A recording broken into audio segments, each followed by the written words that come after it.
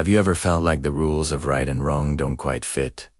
That what everyone calls good or evil is just a story we've been told for too long? If so, you're thinking like one of history's most radical philosophers, Friedrich Nietzsche. Welcome to our deep dive into his game-changing book, Beyond Good and Evil.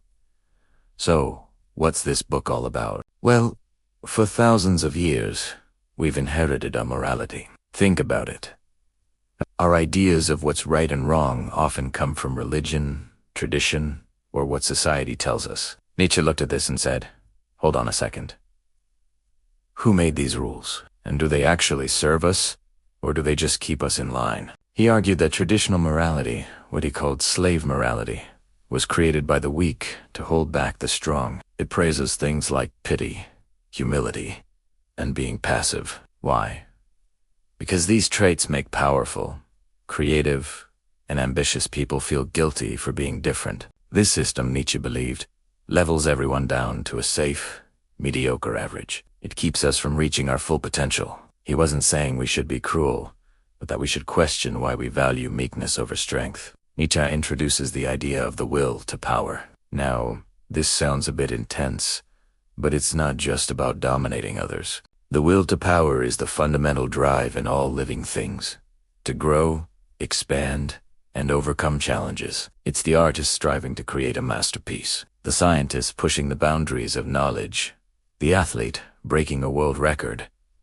It's about becoming more than you are. Slave morality, he says, suppresses this natural drive. So, what's the alternative? Nietzsche encourages us to become what he calls free spirits or philosophers of the future. These are individuals who have the courage to go beyond good and evil.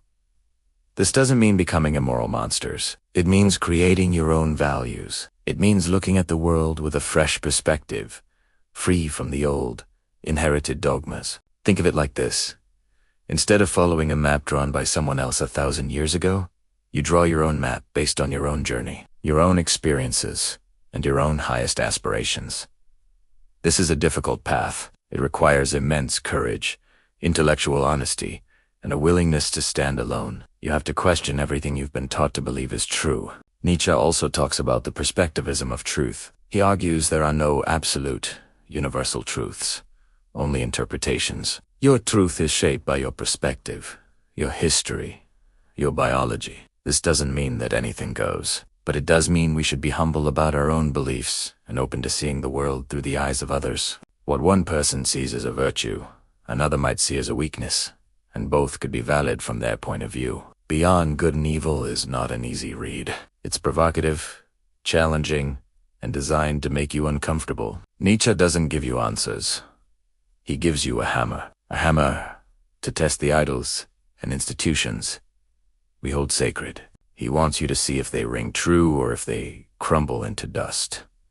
So, why does this 19th century book still matter today? Because we are constantly bombarded with messages about what to believe, how to act, and who to be. Social media, news, politics, they all present their own versions of good and evil. Nietzsche's work is a powerful reminder to think for yourself, to question the herd mentality, to have the courage to define your own life and create your own values. It's a call to become the author of your own story, not just a character in someone else's.